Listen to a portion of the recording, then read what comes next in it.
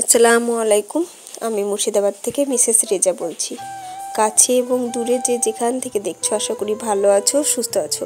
আলহামদুলিল্লাহ আমরাও ভালো আছি, সুস্থ আছি। তো দেখো এই যে বিছানাটা গুছিয়ে নিচ্ছি। রোজ তো সেইভাবে সব কিছু নামিয়ে গোছানো হয় না, যতটা সম্ভব হয় হাতে হাতে সামনে সামনে গুছিয়ে নিই।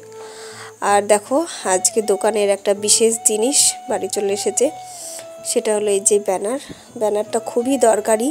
কারণ এটাই হচ্ছে যেমন কোনো একটা কিছুর হেডলাইন থাকে, কোনো একটা কিছুর হেডলাইন বলো বা প্যাকিং বলো থাকে, সেরকমই হচ্ছে ব্যানারটা খুবই ইম্পর্টেন্ট একটা দোকানের জন্য।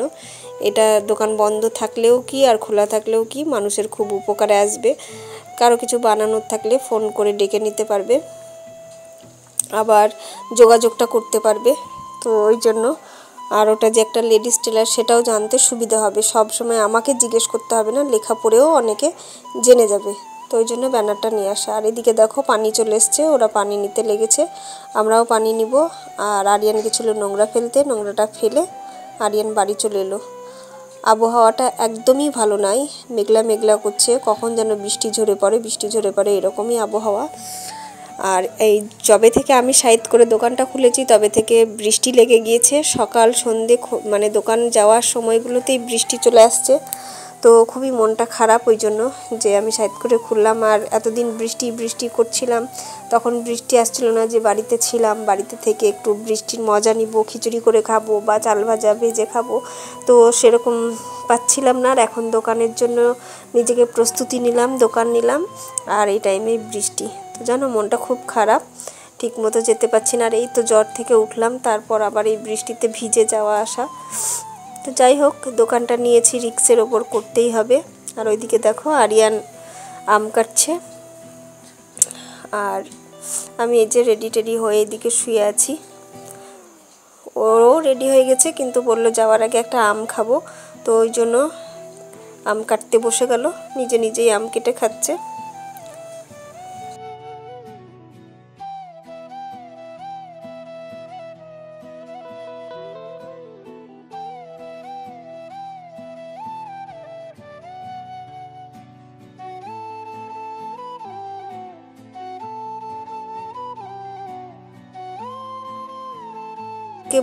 বলতেই দেখো আবার বৃষ্টি চলে এলো। দেখালামই সকালবেলা তোমাদেরকে যে আবহাওয়াটা কেমন। এখন বাজে 10:30 মতো প্রায়, ঝিরঝির করে বৃষ্টি পড়তে শুরু করলো।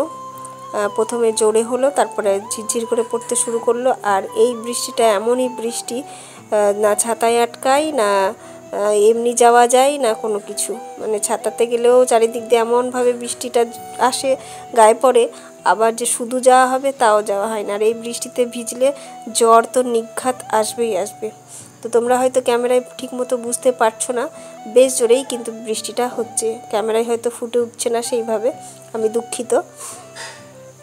আর এই যে তোমাদের আরিয়ান একদম রেডি হয়ে তারপরে দেখো আম খাচ্ছে। আমি বকছিলাম যে যদি মোজায় বা জামা কাপড়ে পরে সাদা জিনিস দাগ উঠবে না, তো ওই জন্য বকছিলাম। আর তারপর দেখো দোকানে চলে এসেছি, এসেই ঝাড়া মোছা করে একটু হাওয়াতে বসলাম, হাওয়া খেয়ে এখন আমি এই যে কাটতে বসে গেছি। একটা হচ্ছে এটা ইনার ভেতরের টপ আর কি, সেটা কেটে নিয়ে আমি এখন সেলাই করতে বসবো। তো এখন টুকটাক কাজ চলছে, টুকটাক কাজ করছি, একদম তো হাত গুটিয়ে বসে থাকলে হবে না। কিছুটা ঘরের কাজ, কিছুটা আমার পুরনো কাস্টমারের কাজ, এরকমভাবেই কাজগুলো করছি।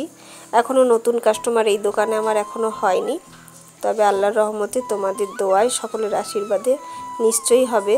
তো এই দেখো এখন বাজে প্রায় 2-1 মতন বেজে গেছে, দুপুরবেলা, স্কুল ছুটি হচ্ছে। ছুটির টাইমে মারা সব নিতে আসছে, বাবারা নিতে আসছে, আমার পাশেই হচ্ছে স্কুল। তো দেখো আমার এখানেও অনেক টোটো দাঁড়ায়, গাড়ি নিয়ে বাবা মারা দাঁড়ায়, নিয়ে যায়।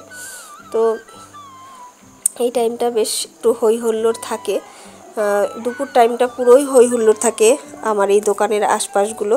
বিকেলের পর থেকে একটু শুনশান, একটু সন্ধ্যের পর থেকে একটু শুনশান ভাব থাকে, মানে ফাঁকা ফাঁকা মনে হয়, কিন্তু 10টা থেকে বিকেল 4টে পর্যন্ত খুব জমজমাট থাকে জায়গাটা, মনেই হয় না কোনো ফাঁকা বা কোনো জায়গা মনেই হয় না, বেশ ভালো লাগে। মায়েরা আমার ধাপিতে এসে বসে গল্প করে, তো ওইভাবেই যদি এখন নতুন, তো ওইভাবে করতে করতে তাদের যদি ভালো লাগে আমার কাজ তো অবশ্যই তারা দিবে, তো সেই আশাতেই আছি।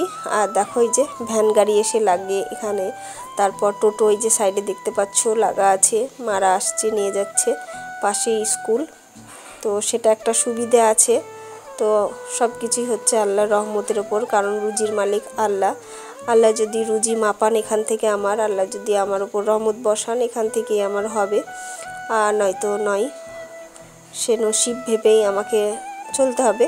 তো যাজ্ঞা, বুকে বল নিয়ে ভরসা করে আমি দোকানটা চালু করলাম, সব কিছু আল্লাহর ওপর ভরসা করে। তো দেখতেই পাচ্ছ আস্তে আস্তে ভিড়টা কেমন বাড়ছে। তো এখন বাজে প্রায় 4টে, আমি বাড়ি চলে এসেছি। আর দেখো পাগুলোর অবস্থা, ফুলে কেমন অবস্থা, পাগুলো ফুলে গেছে। আর কি বলবো তোমাদেরকে, এত ব্যথা করছে। তো যাই হোক, কিছু করার নাই। তারপর আবার বাড়ি আসা সাইকেল চালিয়ে। তো এসে দেখো আমি গোসল করলাম 4টের সময়তেই, গোসল করে এখন ওই যে সকালবেলা রান্না করে গেছিলাম ভাত আর ডাল আর হচ্ছে পটল আলু ভাজা, তো সেটা নিয়ে আমি খেতে বসলাম। আরিয়ানকে একটা ডিম ভেজে দিয়েছি। তো এখন এটা খেয়ে নেব, খেয়ে নিয়ে আবার একটু আরাম করে দোকানের জন্য ছুট দিব।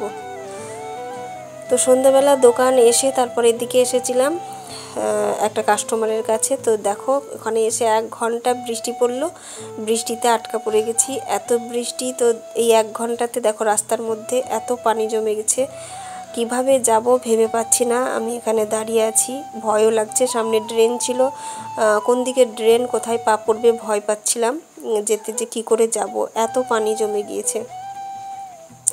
তো কষ্ট মষ্ট করে দোকানে এলাম, দোকানে এসে দেখি দোকানের সামনেও এত পানি জমে গিয়েছে, সে কি অবস্থা। এটা হচ্ছে আমার দোকানের সামনে, একদম কষ্ট করে ওদিক থেকে দোকানে আসলাম। আর তারপর চলে এসেছি বাড়ি, এখন বাজে 9:30। তো খুবই খিদে পেয়ে গেছে, তাড়াতাড়ি করে প্রেশার কুকারে 2টো ভাত আলু সেদ্ধ বসিয়ে দিলাম। তো ওই ভাত আলু সেদ্ধ আর 2টো পটল আছে, পটল ভেজে নিব, ডাল আছে, ডিমটা ভাজবো 2 ভাইয়ের জন্য, এই একটা ডিমকে 2টো করে ওদেরকে দিব। এই হচ্ছে রাত্রের আয়োজন। তো চলো রাত্রের আয়োজনটা আমি করে নিই।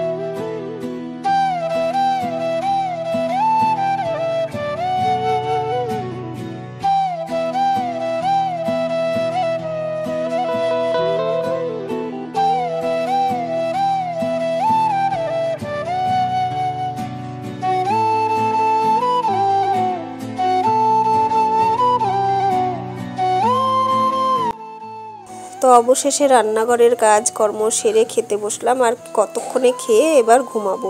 একটুখানি ভাত ছিল, সেই ভাতটাই আমি পানি দিয়ে খেয়ে নিলাম, আর ওদের 2 ভাইকে গরম ভাত দিলাম।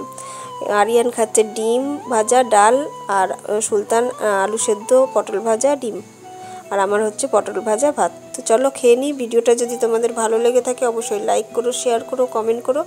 সকলে ভালো থেকো, সুস্থ থেকো। নেক্সট ভিডিও নিয়ে অবশ্যই হাজির হব। তো চলো এখন খাওয়া দাওয়া করে ঘুমিয়ে পড়বো।